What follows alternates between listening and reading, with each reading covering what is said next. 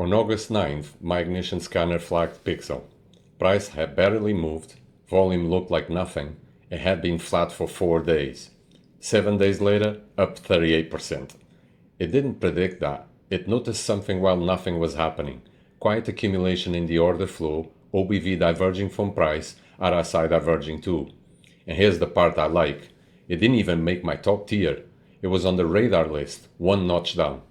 This is the ignition scanner, the part of my system I'm most proud of, and the one you voted for me to open up. By the end of this video, you will know exactly how it detects what it detects, why some signals count 2.5 times more than others, and I will show you the flags it got wrong too.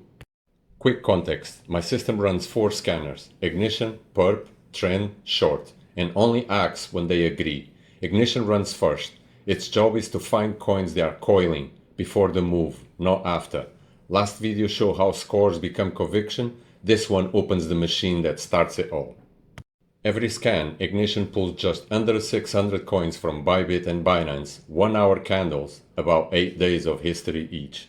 But before a single signal runs, it throws coins out.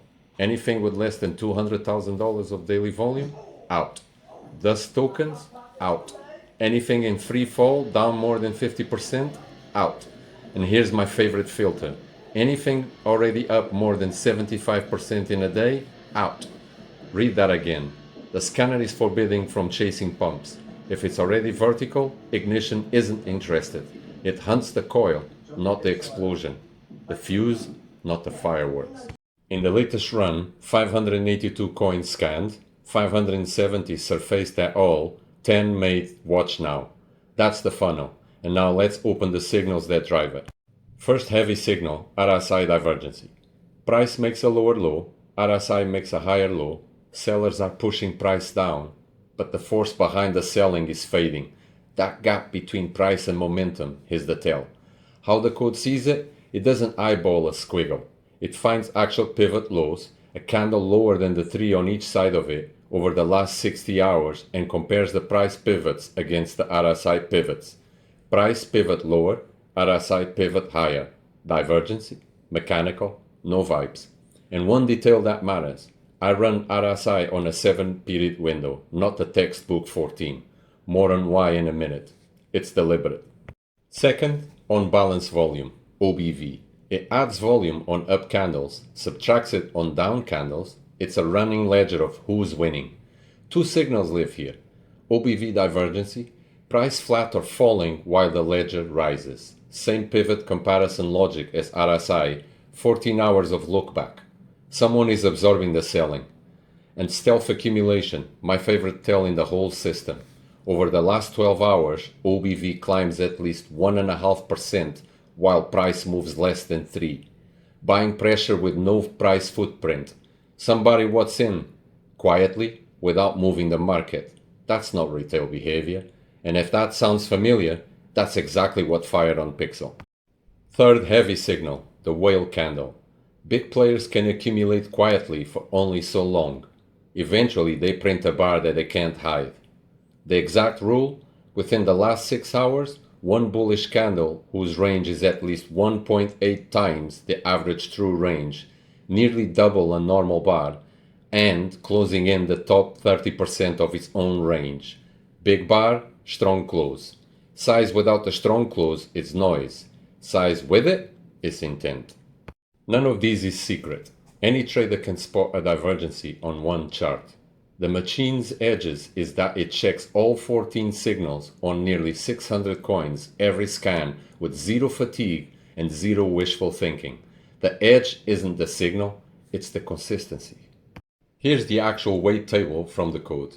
Whale candles, OBV divergency, RSI divergency, 2.5 each. The squeeze and stealth accumulation equal 2. Confirmations like volume expansion, higher lows, RSI resets, 1.5. Context signals, 1. The principle, weight equals rarity times meaning. A volume expansion happens constantly. A clean pivot-based divergency doesn't. So the rare leading signals counting 2.5 times the common ones and 5 weak confirmations can never outvote 2 genuine tells. And one layer deeper, a signal that barely fires earns only half its weight. Every signal reports a strength, 0 to 1, and its contribution scales with it. That's why the maximum realistic conviction is around 70, not 100, and why clearing 40 actually means something. Are these weights perfect? No, they are hand-tuned judgment. That's exactly why every flag is being logged in the tracker. When there is enough data, the weights answer to win rates, not to me. For the person who asks what differs from the defaults, this section is for you. 3 that matter. 1. RSI run on 7 periods, not 14. Textbook RSI is tuned for humans watching daily chart. On 1 hour candles hunting early setups, 14 is too slow. By the time it turns, the move started. 7 is noisier, and that's the price I pay on purpose. This scanner's job is early warning, and the other scanners exist to filter the noise. 2. The squeeze isn't bands look tight. It's measured. Current bandwidth in the tightest 20% of the last 120 hours. Compression relative to the coin's own recent history. So a natural volatile coin isn't graded on a calm coin's curve. 3. The RSI reset threshold is 42, not 30. Classic oversold at 30 barely happens on a strong coin in a bull regime. They reset to the low 40s and go. Waiting for 30 means missing the exact coils this scanner exists to catch. Now the part most channels skip. Here's a flag that went nowhere. Saga. Same scan.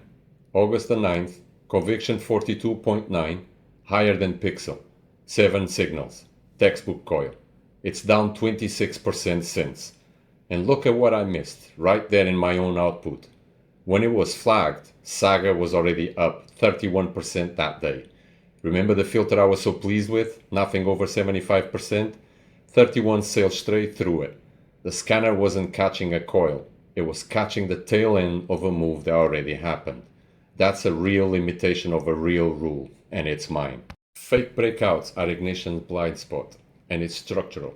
Compression tells you energy is building. It cannot tell you which way it releases. A coil is a coil, right up until it isn't. And I have a theory about a second reason, which I want to flag as exactly that, a theory. Go back to Pixel. It ran 38% and gave almost all of it back the same day. A lot of these fades follow the same shape. Sharp pop, fast give back. My working theory is that this setup is crowded. Squeeze, divergency, accumulation, none of it is secret. Plenty of systems flag the same compression, enter on the same exact breakout candle, and take profit at similar levels. If that's what's happening, the pop is everyone piling in, and the fade is everyone taking profit. I haven't proven that, and I'm not going to pretend I have, but it's testable. The tracker logs every flag with a timestamp, so I can measure whether the peaks cluster where take profits would sit. That's on the list. That's why Ignition holds a badge the other scanners don't override. It does not produce trade plans, ever. It's printed right in the output. Ignition nominates, Trend confirms, Perp checks the positioning, the orchestrated demands agreement. One lens can be fooled, 4 lenses agreeing is a different animal. And whether that whole chain actually makes money, win rates, losses, everything, is being logged right now. That video is coming and the numbers will say whatever they say. So that's the machine you voted to open. 14 signals, 3 heavy detectors doing the real work. Weights that respect rarity, scale by strength so weak evidence can fake conviction. Settings tuned for scanning 600 coins, not admiring one chart. And a known blind spot that the other 3 scanners exist to cover. The vote continues. Perp, trend, or short next. Drop your pick below. And the big one is coming. The forward test results, straight from the tracker. Wins and losses, both of them. Subscribe so you hear when the numbers come out. See you in the next one.